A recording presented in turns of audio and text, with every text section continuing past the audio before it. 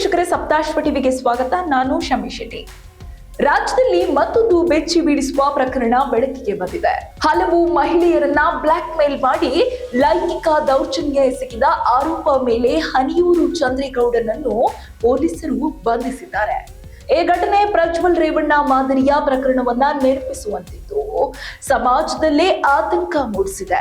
ರಾಮನಗರ ಜಿಲ್ಲೆಯ ಮಕ್ಕಳ ಆಯೋಗ ಸಮಿತಿ ಸದಸ್ಯನಾಗಿದ್ದ ಚಂದ್ರೇಗೌಡ ತನ್ನ ಸ್ಥಾನಮಾನವನ್ನ ದುರುಪಯೋಗ ಪಡಿಸಿಕೊಂಡಿದ್ದಾನೆ ಎನ್ನುವ ಗಂಭೀರ ಆರೋಪ ಕೇಳಿಬಂದಿದೆ. ಮಹಿಳೆಯರ ಜೊತೆ ಆತ್ಮೀಯವಾಗಿ ಬೆಳೆದು ನಂತರ ಅವರ ಜೊತೆಗಿನ ಖಾಸಗಿ ಕ್ಷಣಗಳನ್ನ ಗುಪ್ತವಾಗಿ ವಿಡಿಯೋ, ಫೋಟೋ ರೂಪದಲ್ಲಿ ದಾಖಲಿಸಿಕೊಳ್ಳುತ್ತಿದ್ದ ಚಂದ್ರೇಗೌಡ ಅದನ್ನೇ ಅಸ್ತ್ರವನ್ನಾಗಿ ಮಾಡಿಕೊಂಡು ಬ್ಲಾಕ್ ಮೇಲ್ ಮಾಡುತ್ತಿದ್ದನೆಂದು ತಿಳಿದು ಬಂದಿದೆ. ನಾನು ಪೊಲೀಸ್ ಅಧಿಕಾರಿ, ನಾನು ವಕೀಲ, ನಾನು ಮಾಧ್ಯಮ ಪ್ರತಿನಿಧಿ ಎಂದೆಲ್ಲ ನಕಲಿ ಐಡಿ ಕಾರ್ಡ್ ತೋರಿಸಿ ಹಲವರಿಗೆ ಬೆದರಿಕೆ ಹಾಕಿದ್ದಾನೆ ಎನ್ನಲಾಗ್ತಿದೆ. ಆರೋಪಿಯ ಮೊಬೈಲ್ ಹಾಗೂ ಲ್ಯಾಪ್ಟಾಪ್ ಪರಿಶೀಲನೆ ನಡೆಸಿದ ವೇಳೆ 20ಕ್ಕೂ ಹೆಚ್ಚು ಮಹಿಳೆಯರ ವಿಡಿಯೋ ಹಾಗೂ 106 ಖಾಸಗಿ ಫೋಟೋಗಳು ಪತ್ತೆಯಾಗಿದ್ದು, ಇದನ್ನು ನೋಡಿ ಪೊಲೀಸರೇ ಬೆಚ್ಚಿ ಬಿದ್ದಿದ್ದಾರೆ. ಇನ್ನು ಇತ್ತೀಚೆಗೆ ಗಂಡನಿಂದ ದೂರವಾಗಿದ್ದ ಒಬ್ಬ ಮಹಿಳೆಯನ್ನ ಪರಿಚಯ ಮಾಡಿಕೊಂಡ ಚಂದ್ರೇಗೌಡ ತಾನು ಲೆಕ್ಚರರ್ ಎಂದು ಹೇಳಿಕೊಂಡು ನನಗೂ ಡಿವೋರ್ಸ್ ಆಗಿದೆ, ನಿನ್ನನ್ನು ನಾನು ಮದುವೆಯಾಗುತ್ತೇನೆ ಎಂದು ನಂಬಿಸಿದ್ದಾನೆ.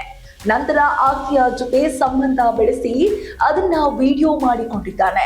ಬಳಿಕ ಅದೇ ವಿಡಿಯೋ ತೋರಿಸಿ ಬೆದರಿಸಿ 5 ಲಕ್ಷ ರೂಪಾಯಿ ಹಣ ವಸೂಲಿ ಮಾಡಿದ ಆರೋಪವೂ ಕೇಳಿ ಬಂದಿದೆ. ಒಮ್ಮೆ ಆತನ ಮೊಬೈಲ್ ಪರಿಶೀಲಿಸಿದ ಆ ಮಹಿಳೆಗೆ ಅನೇಕ ಮಹಿಳೆಯರ ವಿಡಿಯೋಗಳು ಹಾಗೂ ಚಾಟ್ಗಳು ಪತ್ತೆಯಾಗಿದ್ದವು. ಇದರಿಂದ ಬೆಚ್ಚಿ ಬಿದ್ದ ಆಕೆ RR ನಗರ ಠಾಣೆಗೆ ದೂರು ನೀಡಿದ್ದಳು. ಪ್ರಕರಣ ದಾಖಲಿಸಿಕೊಂಡ ಪೊಲೀಸರು ಚಂದ್ರೇಗೌಡನನ್ನು ಬಂಧಿಸಿದ್ದಾರೆ. ಇದೀಗ ಪೊಲೀಸರು ವಿಡಿಯೋಗಳಲ್ಲಿ ಕಾಣಿಸುತ್ತಿರುವ ಕೆಲ ಮಹಿಳೆಯರನ್ನು ಸಂಪರ್ಕಿಸಲು ಪ್ರಯತ್ನಿಸುತ್ತಿದ್ದಾರೆ. ಆದರೆ ಮರ್ಯಾದೆಗೆ ಅಂಜಿ ಯಾರೂ ಕೂಡ ಮುಂದೆ ಬಂದು ದೂರು ದಾಖಲು ಮಾಡಲು ಸಿದ್ಧರಾಗ್ತಾ ಇಲ್ಲ ಎನ್ನುವುದು ಇನ್ನಷ್ಟು ಆತಂಕಕಾರಿ ಸಂಗತಿ. ಇನ್ನೊಂದೆಡೆ ಯಾಕೆ ಇಷ್ಟು ವಿಡಿಯೋಗಳನ್ನ ಇಟ್ಕೊಂಡಿದ್ಯಾ ಎಂದು ಪೊಲೀಸರ ಪ್ರಶ್ನೆಗೆ ಆತ ನೀಡಿದ ಉತ್ತರ ಏನ್ ಗೊತ್ತಾ?